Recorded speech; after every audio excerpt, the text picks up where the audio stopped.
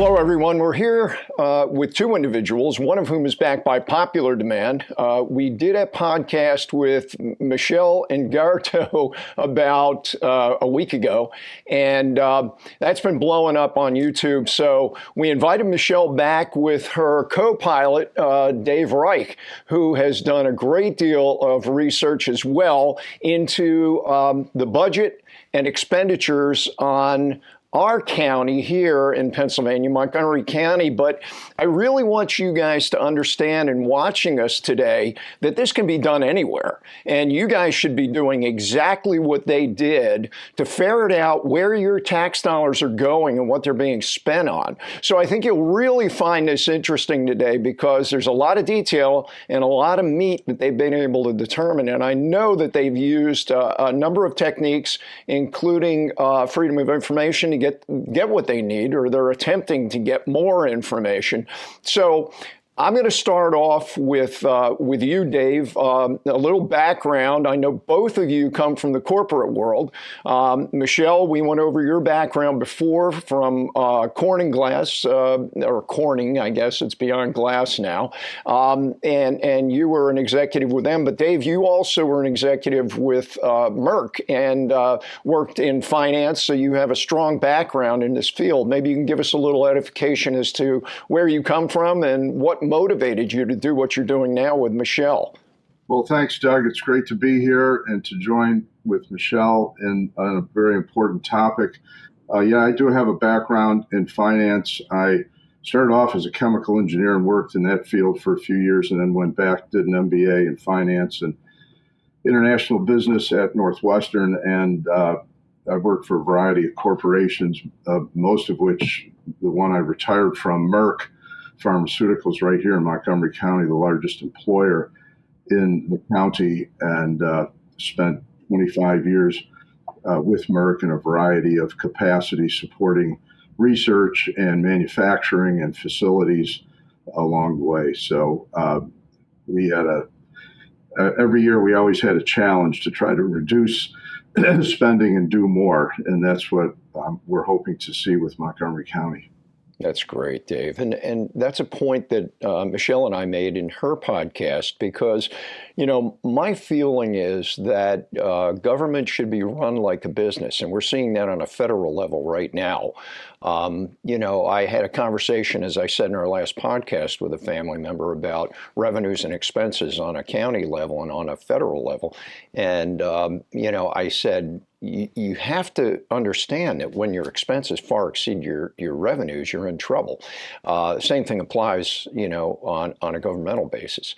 So, Michelle, your background we went through before, but I'm really curious as to what motivated each of you to begin doing this. And Michelle, you had given us a little insight before, but maybe you can recap some of that and what your motivation was to get started with all of this. Sure. As I started to get involved with local politics and campaigns, and getting to learn to know Montgomery County better, the concern about increasing taxes, both at the county level and at the school board level, actually, when you add the two together, it's becoming quite difficult for people. And there was not much understanding as to why the taxes were going up. We just knew that they were. So I became curious. And I also started becoming more involved in the commissioners' meetings and really just trying to understand Montgomery County better. Since I moved here in late 2022, I haven't lived here all my life, trying to understand, what the county is trying to do, what their objectives are. And as I started digging into spending and sitting in on budget reviews, there were a lot of unanswered questions that I had in my head. And the commissioners' meetings is not really the right place to get the answers to the questions. So I was struggling to find out what really is the motivation of the county. What are they trying to do to change the face of the county? And how are they prioritizing their objectives based on where they're putting their money? Because it didn't have access to all the answers with the publicly available information.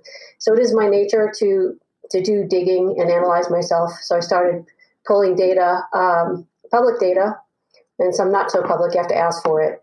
But there's data available from objective sources, including the State Department, Voter Services, Montgomery County, school districts, et cetera. And I started crunching data on my own spreadsheets, and that was driving me to ask questions at the commissioners' meetings and so forth. And I was not getting answers. So, or I was getting surface level answers, right? Loosely, this is what we want to do, and it always sounds good. But to really understand what exactly are they doing, you really have to look at where the money's going and how they're making decisions to spend our tax dollars and why we've had such dramatic increases. So I just decided to dig in myself. I'm retired. I have the tools, the experience, and the time to be able to get what I need to do the analysis myself. I'm not paid by anybody. And I just want taxpayers to have the same kind of access and understanding that they're completely not getting from the county. And they're not getting it from the local newspapers either. You will not see any of this published in the Philadelphia Inquirer. I've written op-eds and opinion pieces. None of them will get published because they lean very far to the left and they don't want any objective opinions, quite frankly. Well, it's unfortunate that we as taxpaying citizens have to dig so hard to find the detail in where our money is going, quite frankly. And I feel blessed to know the both of you and to see the work that you're doing, which is really exposing a great deal of what should just be common knowledge for all of us as taxpayers. So Dave, you also got engaged in this, and I know, in retired years, you both have a little bit more time, but you could also be spending them on fun things like other people. So yeah, this is fun for you. So those of you who geek out on numbers can really get a charge out of this. But Dave, what really motivated you? And I'm assuming in part, as Michelle just said, it's financial. We get to the point where it's just a bottomless pit. Yeah, well, there are a variety of reasons to be involved. We live in a country of the people, by the people, for the people, and we don't live in a authoritarian dictatorship or some other form of government. And our founders were wise in the way they constructed our Constitution. And one of the factors there is, while government is necessary, it ought to be limited to the scope of what the county used to do 20 years ago when I moved here with my wife and kids. But they've expanded way beyond that original charter, in my view. And it's hard to get your arms around the entire budget because, as Michelle alluded to, you have a lot of abstract terms that describe where the money is going, but to try to get into the specifics and in particular the trends over time, you can look at the numbers, but where is it going?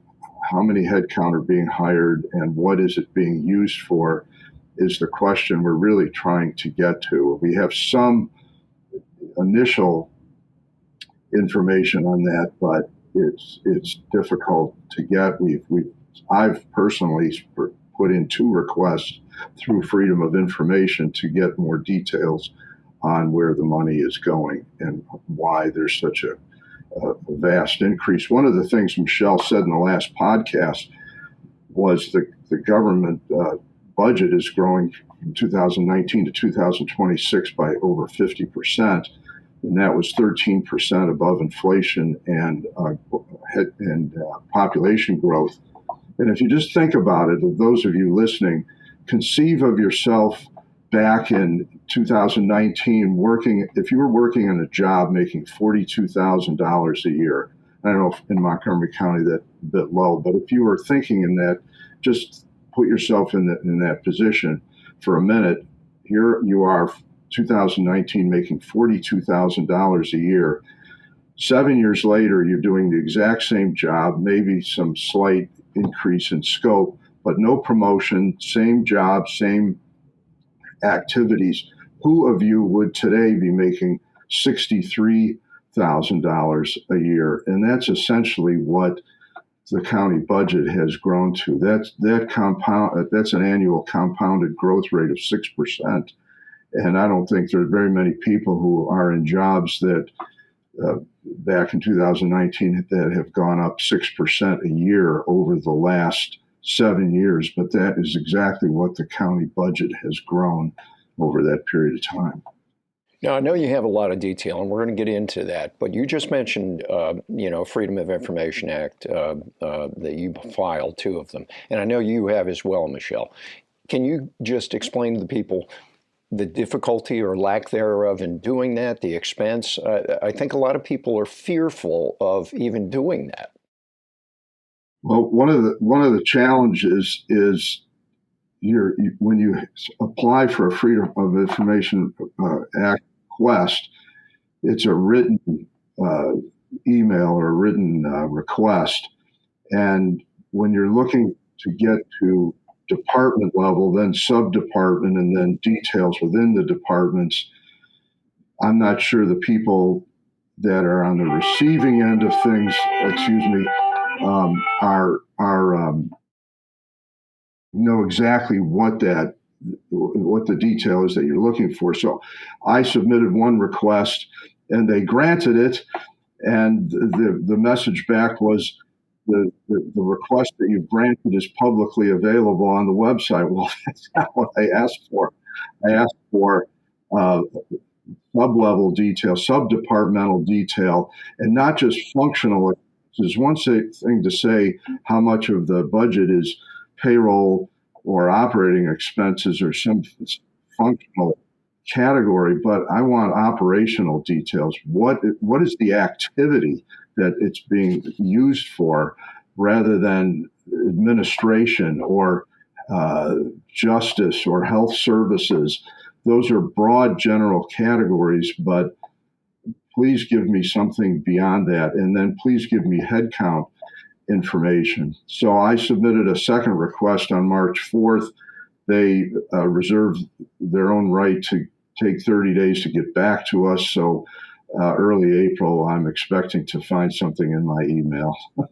Yeah, something that will be very ambiguous and not detailed the way you want it, I'm sure. But we'll see. And digging is how it works. So it's a relatively quote unquote simple process, but you have to be specific as to what you want, I'm sure, in order to make it go through. Michelle, do you have any comments on that?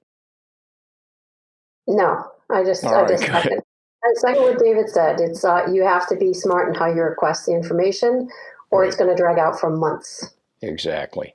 So I'd like to get started getting in and digging into some of the detail of what you guys have found. And I know there's lots more than what we're going to present today. But Dave, I think you have some information that you'd like to show us, and some graphs and charts that you both have brought along. Yes. Over the past few days, I started looking at the audit that is publicly available on the website, and they don't have an audit for 2025 yet. So the most recent available audit is from 2024, and they actually go back 20, 25 years. So if you want to dig into that, the information is available. Now, there's a lot of numbers in the audit, and there's a lot of discussion about how they amortize long-term debt. And in Montgomery County, to be fair, it does have a AAA bond rating. It's been well below the typical county average for percent of the money that's allowable to be borrowed. But that doesn't address the massive increase in spend. One of the things that you can find, now this is just proxy information, it's not financial data per se, but in 2018, the county undertook what's called Montco 2040. It's sort of like UN 2030 kind of initiative. And prior to that, the county identified achievement during a given year by just summarizing them in the audit. But in 2018, what started was this Montco 2040, and they are achievements in three categories: connected communities being one of them, sustainable places another one, and vibrant economy the third. Yeah, if I can just interrupt you there for a second, Dave, can you define what those are? It's not completely obvious when you look at the achievements. And the first two, connected communities and sustainable places, seem to have some overlap. Vibrant economy, pretty straightforward. We would all expect the county to be spending a fair amount of money on infrastructure, roads, bridges, trails, parks, the kinds of things that make life enjoyable in a place like Montgomery County. But connected communities is kind of a buzz phrase, buzzword, abstract word. Same with sustainable places. And as I started to look at what these achievements were, I found that, well, there are 220 of them listed for 2024, and only 31 of them fell into the category of vibrant economy. Well, if now, I'm not going to say that the budget is only 14% directed toward economic development or improving our economy in the county. But if you just simply look at the achievements that are listed by the county, only 31 out of 220 fall into the category of vibrant economy. So sustainable places includes a lot of things like climate change and dealing with homelessness and affordable housing. Connected Communities has some of the same kinds of initiatives, but it's trying to not just have a bunch of municipalities all independent of each other, but connected across common initiatives and common desires. So you see some of the same kinds of things, and that could include some park renovations and restoration of historic sites that are in need of repair. So it's kind of difficult to figure out how they determine which achievement goes into which slot. But vibrant economy, the point in this slide is that economic development, things that really improve the conditions, the infrastructure of the county, only fall into 15% of the achievements in 2020. Yeah, and that's one of the things we expect any government to utilize our tax dollars for, roads improvements, as you say, and bridges and parks and things of that nature that service their constituents, our taxpayers. So beyond this, Dave, I know you've dug in a little further. This shows the trend. So as I mentioned earlier, back in 2018, if you go back and look at all the audits that are publicly available on the website, 2018 was the time in which they launched this Montco 2040 initiative, which, according to the audit, is a state requirement. Whether the state requirement dictates these three categories is not clear, but the state evidently requires a vision, a long-term planning initiative of some type that goes out to 2040. So if you look at 2018 and just look at the audit, there were, as you can see, a little over 60 total achievements that were listed on the 2018 audit, and there was a pretty healthy balance between the three categories. But as you can see, the green, which is the top color on each of these bar charts, stays relatively flat, and as a percentage of the total decreases substantially as you go down in time or across time from 2018 to 2014. So here we are in 2024, the last one that's publicly available, and the vibrant economy percentage of the total has shrunk substantially, while sustainable places and connected communities has increased significantly. And in my view, that shows the worldview or focus of the efforts that the county is putting their achievements in. It is things like affordable housing.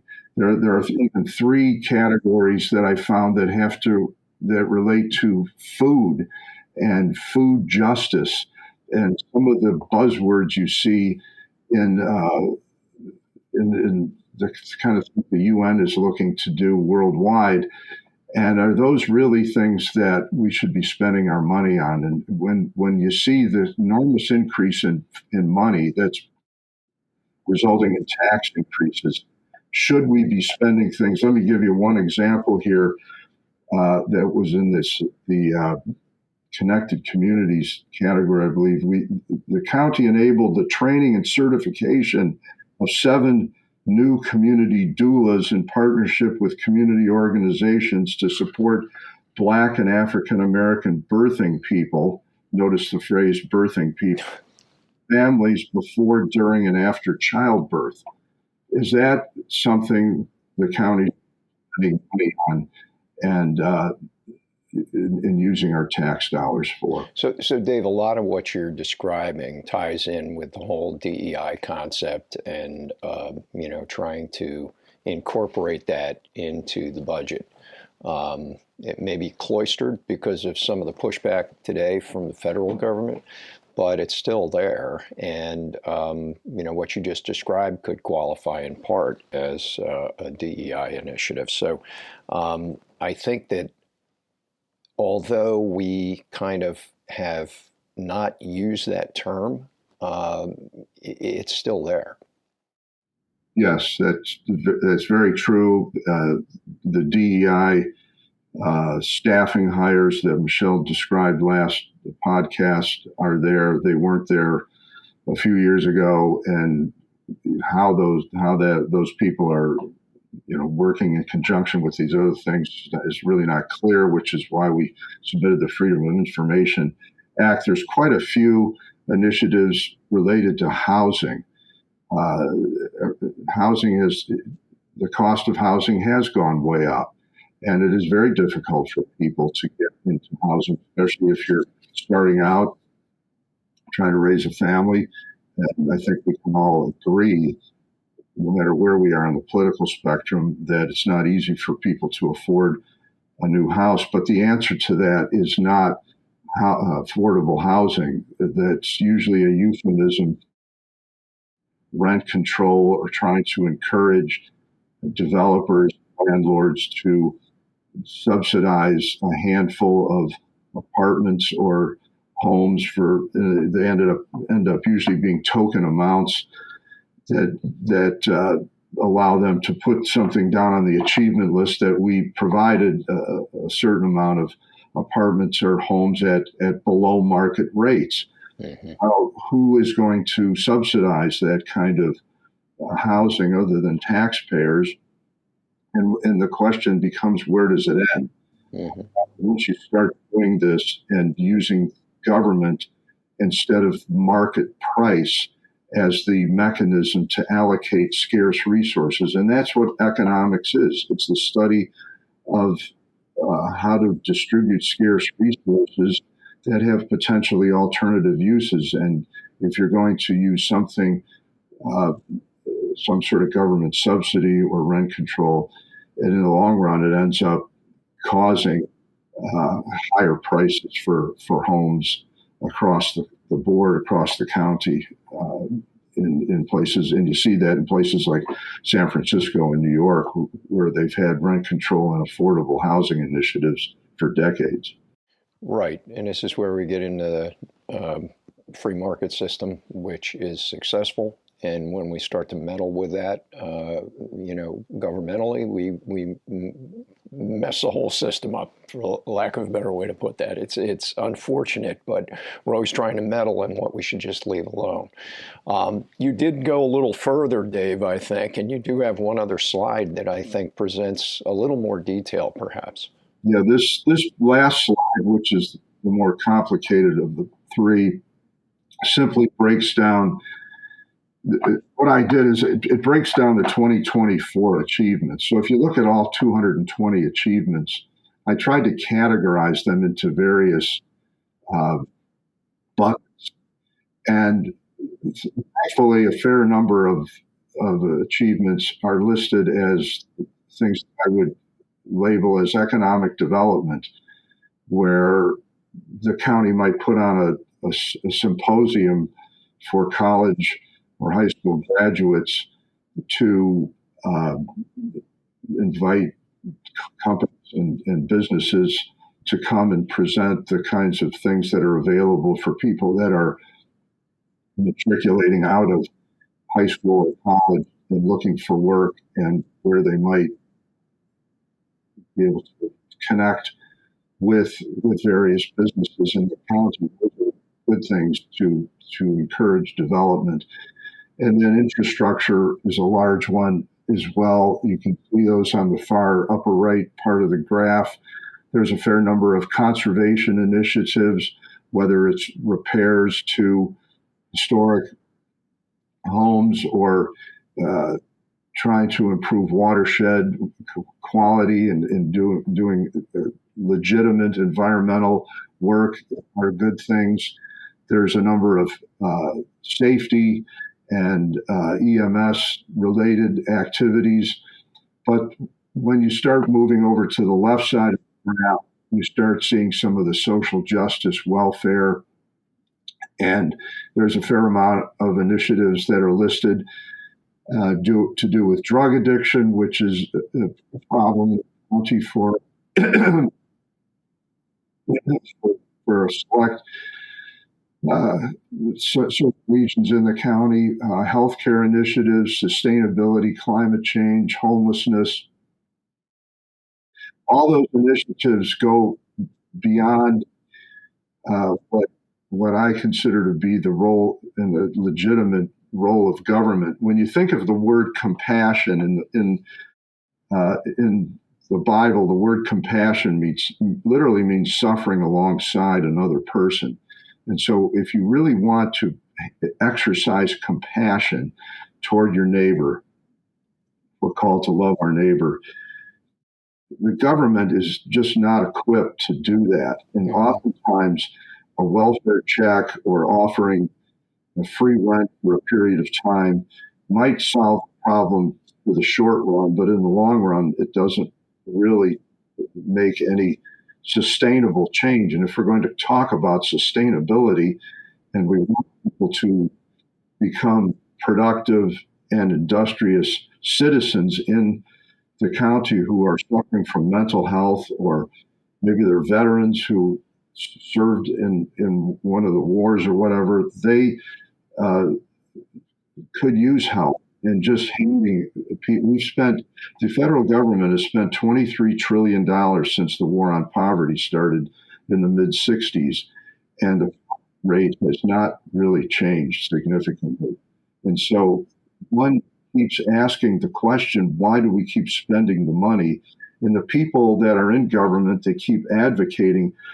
As Thomas Sowell, the well-known economist, says, these people pay no price for being wrong when they spend our money and there aren't any results for the spending of the money. Well, Dave, and you're referencing, providing them fish, giving them fish as opposed to teaching them how to fish. The churches have really fallen short of their duty in picking up the slack on a lot of these social issues.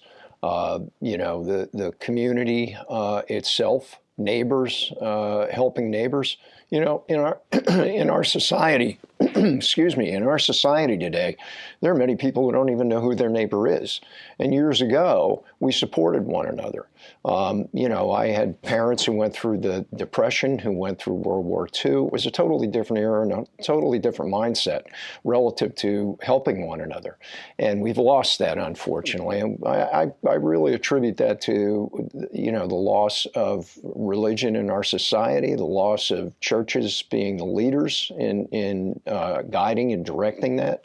So, I think there are a lot of lacks that we have in our society that have allowed this to take hold and to grow.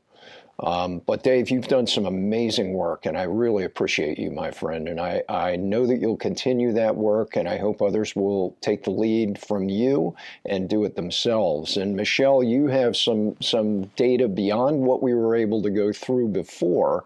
And I want to see if we can expound on what you were able to present last time we sat down together. Sure. Just real briefly, I had mentioned county taxes. And one of the ways we measure that is millage rate, because that's what determines your property taxes. So the millage rate is the tax rate that's used to calculate your local property taxes, and it represents the amount of tax that's payable per $1,000 of your property's assessed value. Okay, so if you look at this chart here on the left-hand side, you can see that I mentioned in the last podcast when the Republicans had the majority, even before 2002, but that's where I started the graph. You can see the orange line. That was the millage rate that the county commissioners decided was appropriate for property taxes. And I told you last time that they had actually decreased taxes over the course of 10 years, and they did. That's why the line went down. They actually reduced taxes. And then when the Democrats got into the majority in 2012, they immediately increased the tax rate by double digits, which I mentioned last time. And you can see the trend every year since the Democrats have held the majority. You can see what happened in 2016, 2017, and then you can see a really sharp trend increasing of property taxes in the last 5 years or so. And you can see when Commissioner Neil McKeisha and Jamila Winder came into office and held the majority in the last 3 years, how much they have increased our taxes. So they're really ratcheting it up big time. And you can see that population increases do not explain this. From 2011 to 2026. The average increase per year has been 8.1%, or a total of 121% increase in taxes. And in the last 3 years, McKeisha and Winder have increased our taxes an average of 8.5% per year, or 25.6%. And this graph doesn't give us any confidence that the trend is going to go in the opposite direction anytime soon. And I had challenged them to target a zero-based budget, 0% increase for the next 3 years. Can't we find a way to do everything we want to do with the budget that we already have? Or are we going to continue to raise property taxes? So I had promised that I would bring this in, and there it is. And by the way, when pressed on this, there's a lot of backslapping and self-congratulating about how low the property tax increase was this year. If you look at that trend line, it's very concerning. And comparing ourselves to counties that are worse in terms of property taxes and talking about other tax contributors to the money that's taken away from taxpayers, like school taxes, is simply deflecting responsibility from what our county commissioners should be doing. So I'd ask them to focus on what they're responsible for and not feel good by comparing to the worst job that others are doing protecting our tax money. Michelle, I don't want to, negate all the time that you spent on this or the talent that you put into this, but for someone else, and our goal here with these podcasts is always education, for someone else in another county, in another state, in another area to do the same thing, I'm thinking just taking the millage rate and looking at it over the series of years that you have was not the difficult task. It's pulling out the statistics, relative to increased residents in the county and things of that nature, which can be used as a defense, I'm sure, by the commissioners or whomever you're presenting this to say, hey, the county grew. But if you have those statistics proving the percentage that it grew and the percentage that the millage rate went up over that same time frame, I think you can offset those criticisms. So I do want to really emphasize that to folks that are watching, that you should really look at these statistics, go in, look at the millage rate on an annual basis, and project it out over, a specific time frame, and you can draw your own conclusions. But I think that's really, really eye-opening for a lot of folks to be able to present this information the way you did, Michelle, and I appreciate that.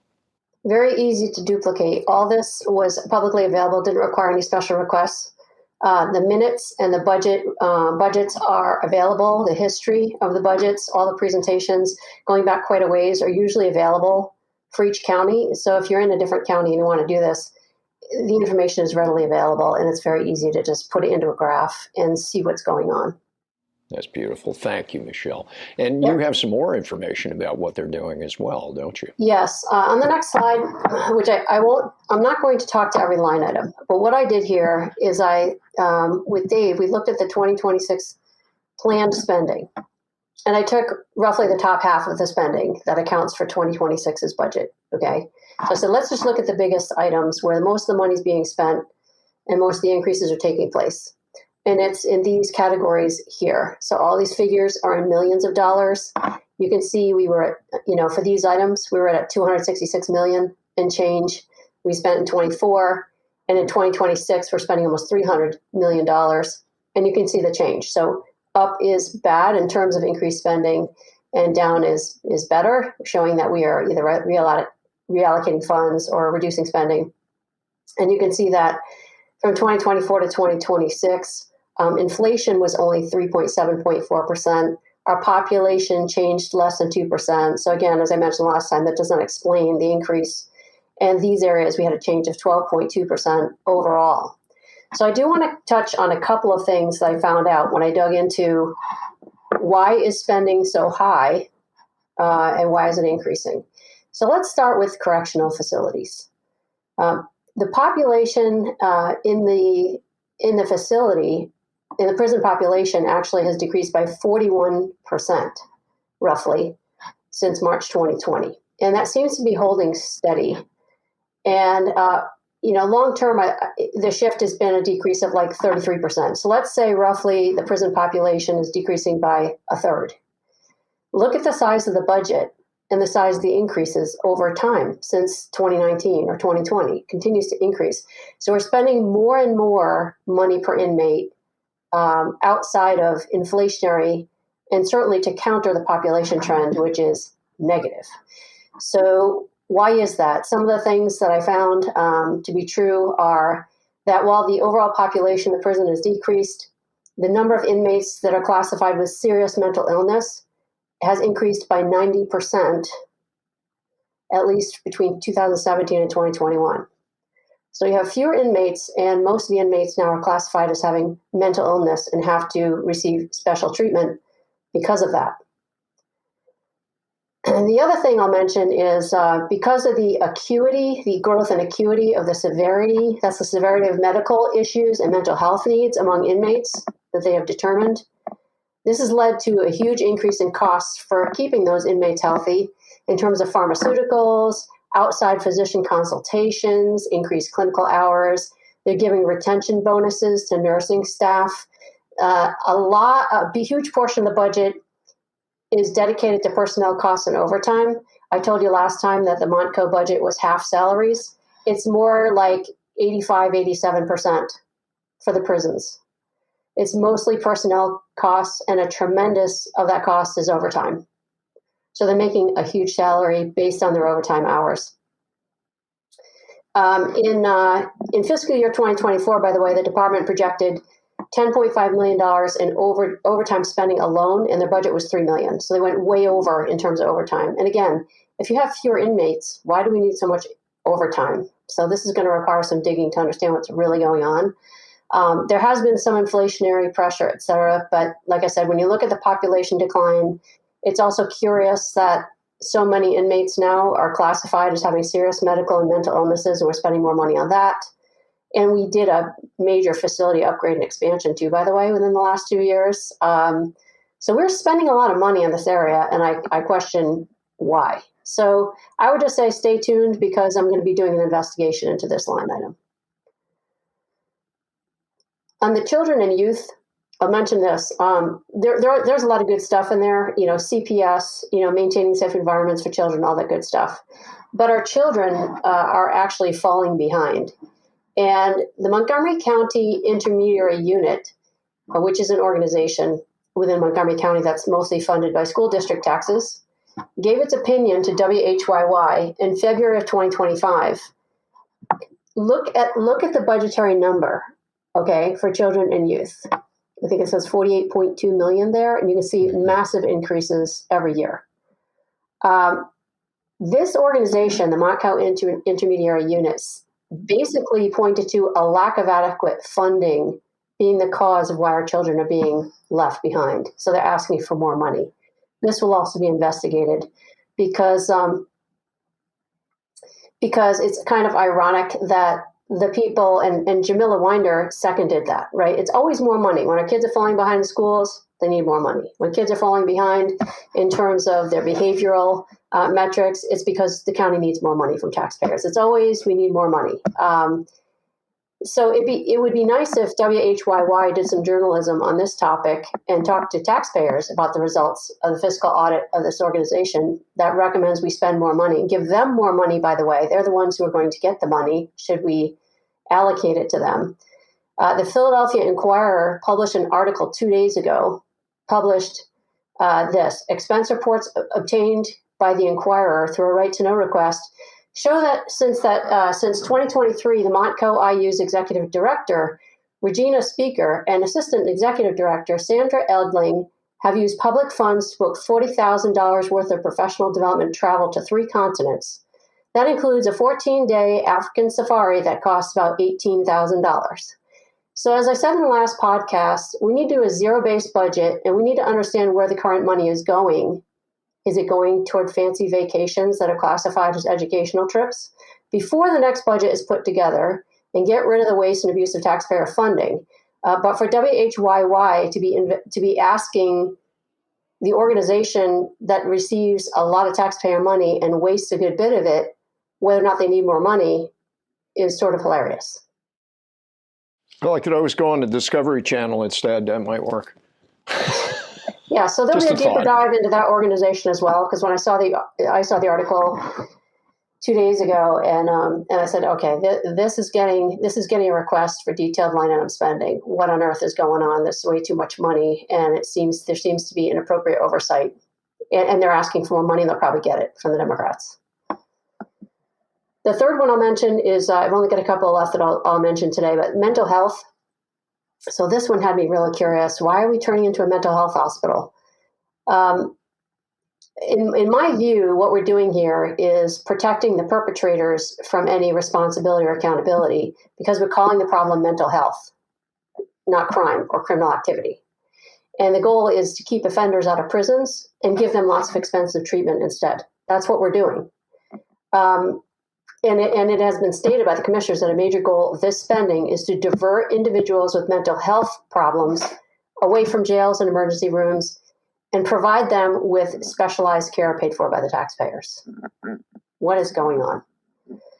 In July of 2024, in the commissioner's own press release, they said, and I'm quoting, announced an $18 million investment in an emergency behavioral health crisis center, said Jamila Winder.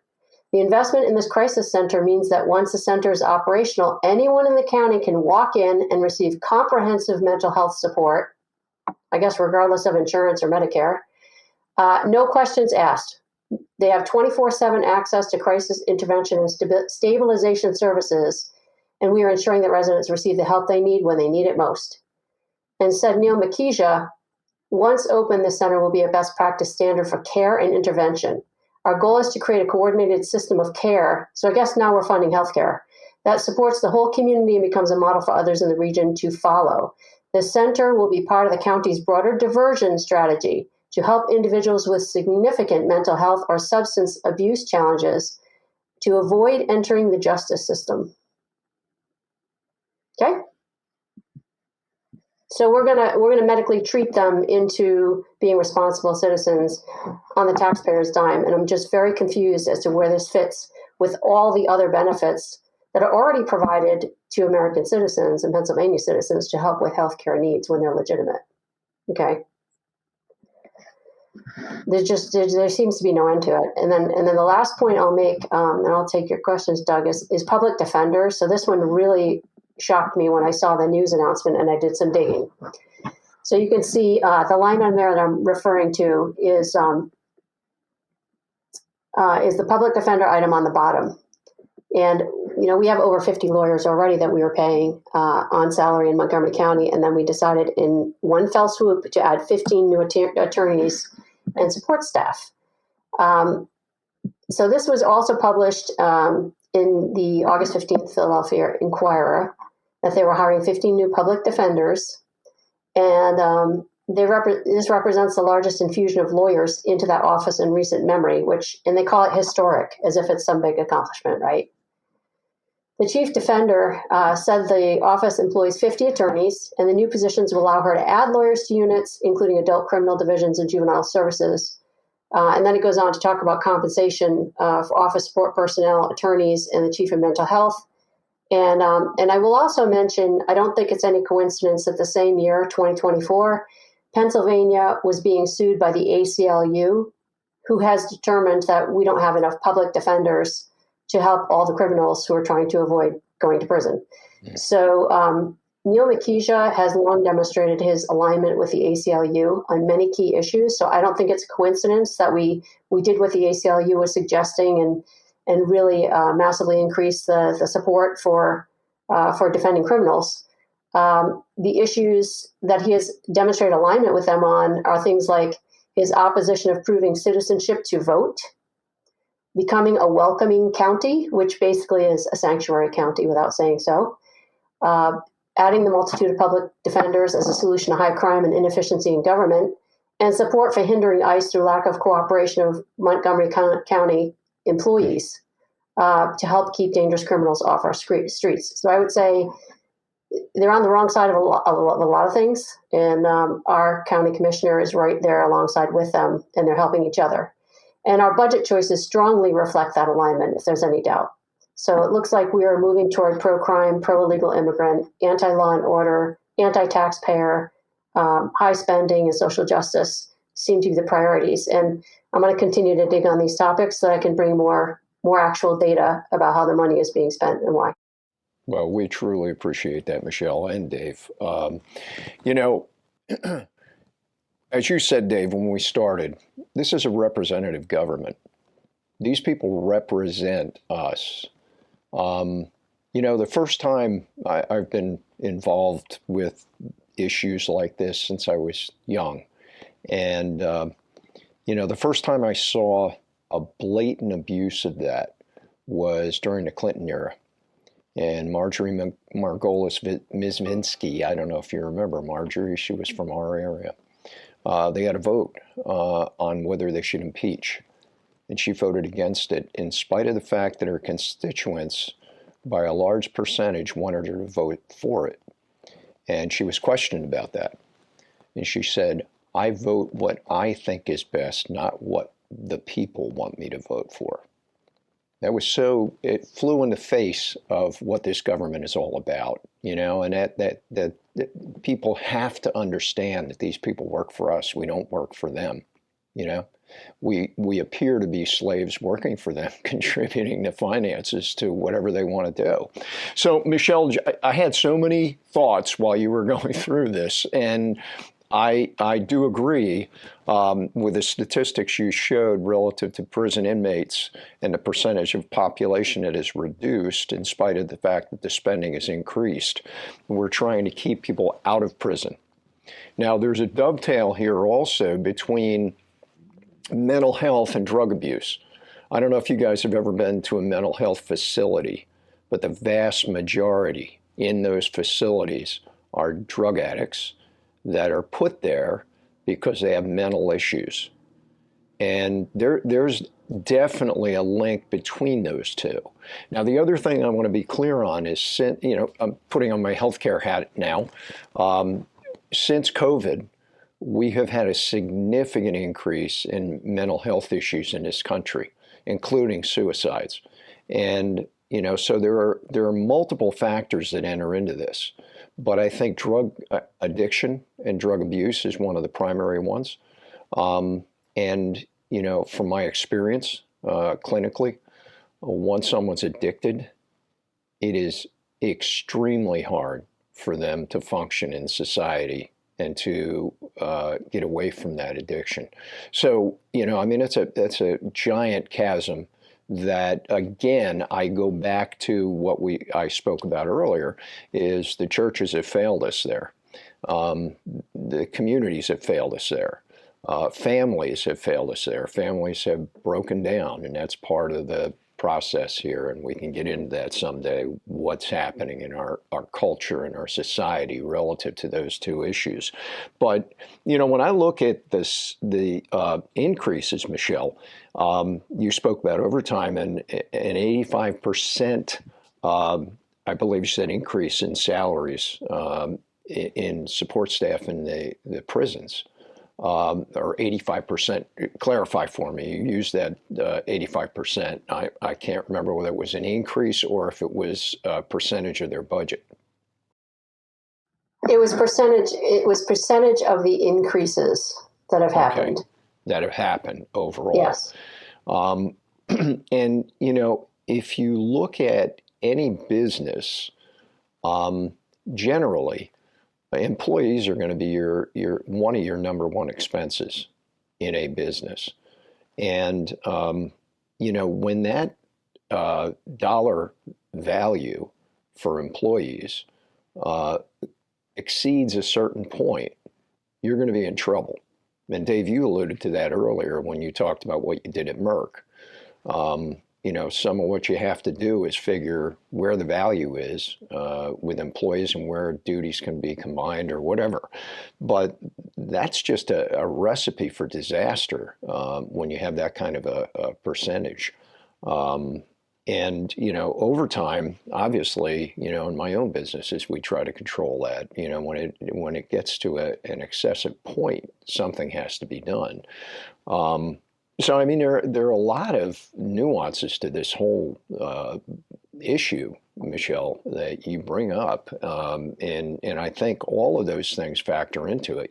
Drug abuse, prisons, there's so much overlay with all of this. And your point about just throwing more money at problems, it's something my father told me years ago when I was a kid. Back in I hate to say this, in the Kennedy era and Johnson era, when there were things that were going on, those administrations just felt that throwing more money at the problem was the issue, and it would take care of it, and it never did. And there was a point my dad made to me when I was a kid. I think that the equation here has to obviously change.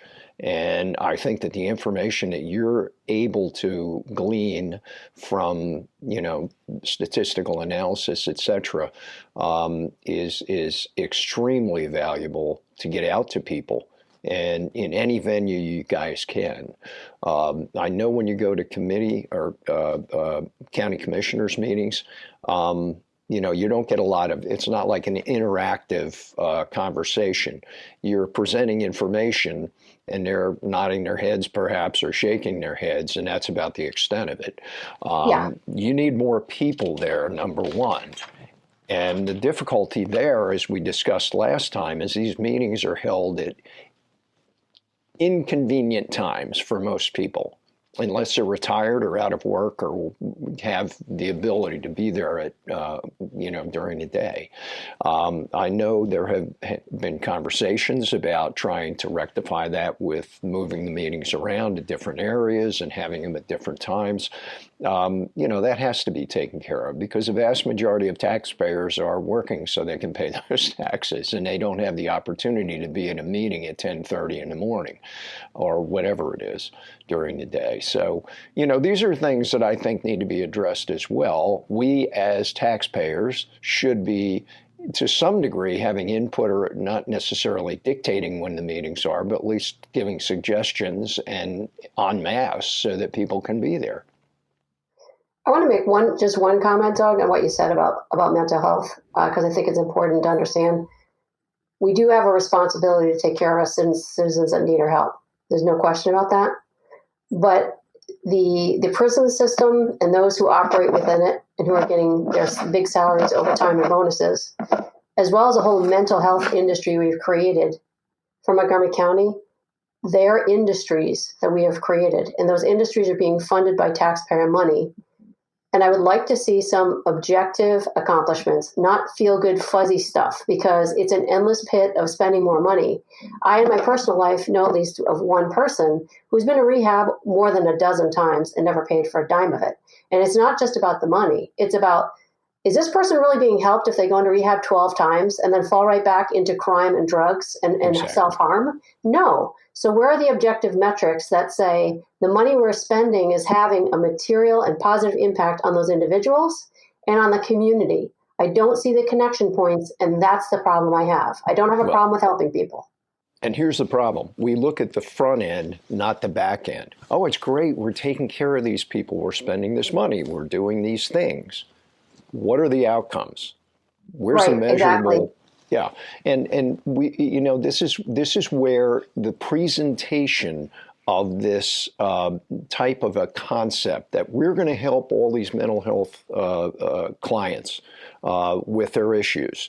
And it sounds good, doesn't it? We're going to help them. But to your point, it's a very emotional response that you get. There's no clinical or data-driven response. It's an emotional response based on what they're hearing that sounds nice. It sounds like you're helping people. That's what we should be doing. But in fact, you're spending a lot of money on an issue that has tentacles that are vast and are embedded in that person's, quite frankly, in their brain. Look, I could get into all of the physiology that happens. The brain changes, the dopamine receptors that change. There's so many things that happen when you become addicted to some of these drugs that are physiological that, quite frankly, in many instances are irreversible. So, we have to, conceptualize what it is that the problem actually stems from, how far down the lane they are with that, like this individual you mentioned that went in 12 times. I mean, they're pretty far down the lane if they had to keep going back and had recurrences. That addiction is embedded pretty deeply in their brain. And, I'm talking about brain chemistry. You can't unravel some of that. So you have to I'm sorry, but all the doctors and the entities that participated in 12 rehabs got paid 12 times for one person. Yeah. Well, again, I'm not here to point fingers at the medical system, which I feel has really denigrated over the last probably 40, 50 years, to the point where it is very dollar driven. But I do understand that we create systems in the medical culture that are something that we don't want to see change because they do generate revenues. And we're seeing that right now with a lot of what HHS is doing. They're getting so much pushback from the physician groups nationally. So, we have a whole bunch of other conversations we could have about these topics, Michelle, and you bring up some really interesting and important points that should be addressed. But they should be addressed by communities. They should be addressed by families. They should be addressed by churches. We can't depend on the government to solve all the problems that we have. And so, to your points, both of you, you have done just a stellar job of exposing where some of the problems lie, where our dollars are going. They are our dollars. They're not just vapors that come out of the air. These are our dollars that we work hard for and provide to the county, to the state, and to the federal government. And on each level, even the community, school boards, most people don't even understand that the taxes that they're paying go to school boards. It's school districts, I should say. And, these are all things that I think people are so caught up in their own lives and what they have to do in order to survive and function in our current society. And like you said, Dave, young people getting out of college, just trying to find a decent job and then trying to form a life that will allow them to purchase a home at some point. A lot of these kids can't even afford rent because rents are so expensive. And, the concept of fixing fixing that problem is to create more housing. Well, maybe that's part of the problem, but I don't think that's all of the problem. So, there are multiple aspects to that issue as well, and we have to grapple with all of this. But you guys bring us such, eye-opening information that I think we're going to expound on this again as you gain more and more information and more detail about what you brought to us today. So I thank you both for that. I don't know if either one of you have any other comments you'd like to make to the folks out there to get them to engage, because that's really what this is all about. Everything that STN does, we don't want to just bring information to people and say, oh, how terrible it is. It's really horrible. What do you think about that? Let's talk about it. No, we want to engage people, give them tools that they can utilize, which you've already done, and then give them action steps that they can work through to help mitigate the problems or the concerns. So to that point, what do you guys have to say? And I'll go with Michelle first, because we always do ladies first, Dave. I would say take an interest to understand what is going on. Where's the money being spent? Maybe how can you help us be more efficient as a community and a county, because we all care about our county. We all love our neighbors, and we love living here, and we should all be motivated to make something better. So do what you can. But the second thing is, if you can share these posts and thank you so much for giving us the opportunity to speak, Doug, because where else would we be doing this? The liberal newspaper doesn't want to hear what we have to say. Taxpayers don't know where to get this information, objective information, other than the newspaper and the news, right? Watching the news. But it's social media sites like this that allow us to speak and to maybe debate and have discussions and share objective information that taxpayers should know. So if you find this informative, share it on Facebook, share it on Twitter, share it with your friends, just to make sure that they're aware also, because honestly, I've looked for other places to find the information that the analyses we're doing, and Dave and I have not found anyone else doing this for our county. So if you're out there and you want to join us, let us know, because we always could use the help.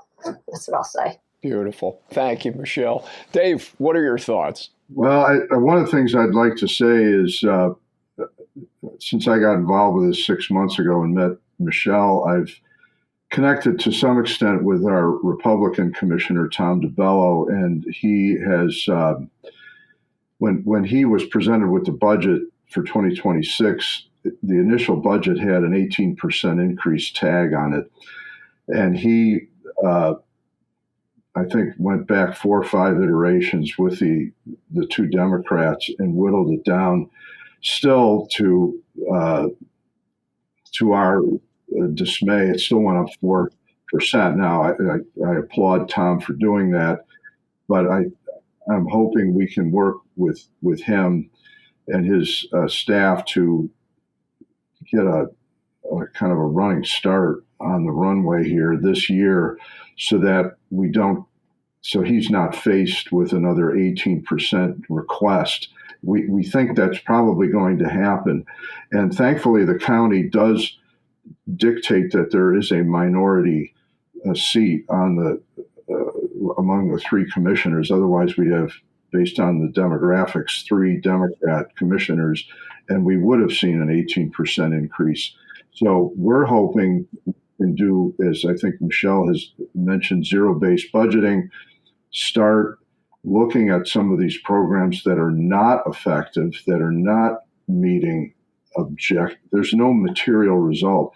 My wife has a friend who is aware of the problem with, and we're talking about mental health and so on earlier, with homelessness, and giving out 2 years of free rent to people, and after the 2 years is up, they're back homeless again.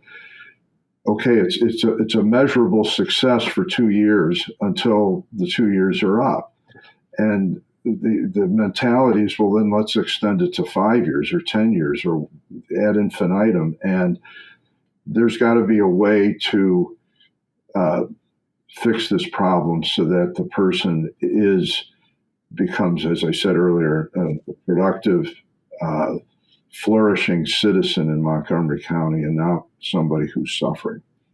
Well, and again, Dave, that's a prime example of providing fish rather than teaching them how to. It all looks good on the front end, but the back end is where we see the results. And your point about our county with having at least one minority commissioner is great. It's the wrong minority. We got to flip that, guys. So there are a lot of things we need to do right now. There are a lot of things that everyone needs to become engaged in. Our state right now is in trouble because we are a state in which the House and the executive branch are in one category, one side of the aisle, and the Senate just barely is on the other side of the aisle. So in many instances, we find that the Senate is the bulwark. It kind of holds things up that otherwise would go through.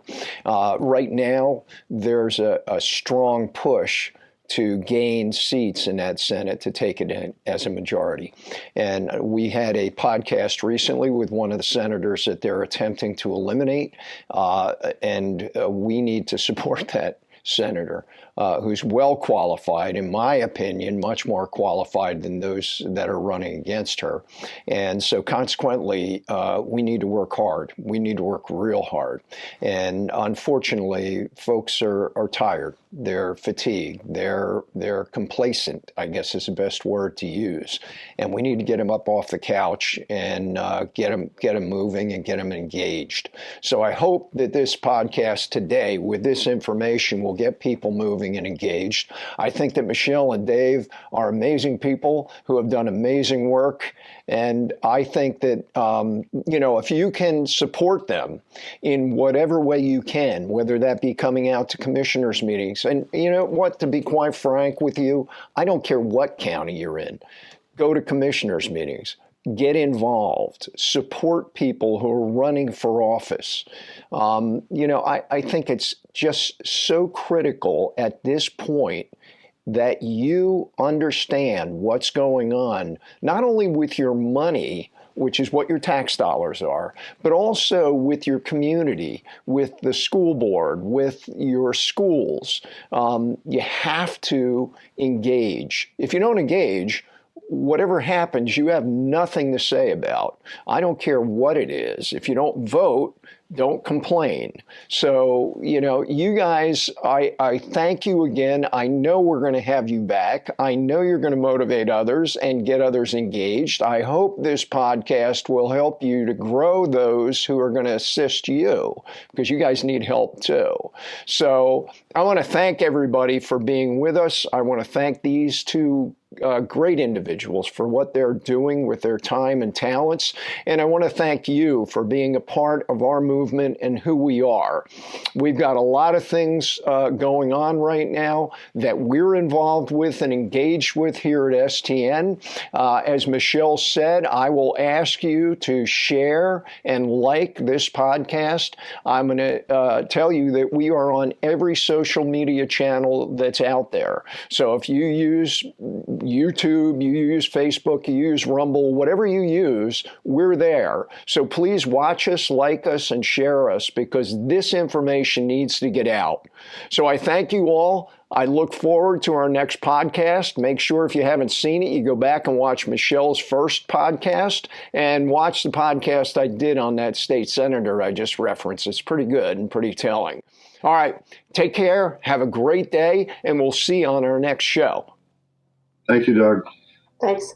Hey everyone, I just want to take a quick moment to thank you for being part of the Shield of Truth Network community. For those of you who have been with us since we started, you've seen us evolve from our early monthly in-person meetings, where we would gather together as a group, exchange ideas, and bring in speakers to educate on a variety of important topics. As the mission grew, we expanded well beyond the in-person meetings and have now evolved into virtual platforms, allowing STN to reach a much larger audience and connect with people far beyond our local community. If you are encouraged by the work STN is doing and believe in our mission, we invite you to support the Shield of Truth Network. Your support helps us to continue to educate, produce content, and reach more people with information that matters. You can use the link in the description or the QR code here on the screen, or visit Shield of Truth Network to donate. If you're not able to donate at this time, we certainly understand, but you can help in a powerful way. You can share this video with a friend or family member and post it to your social media.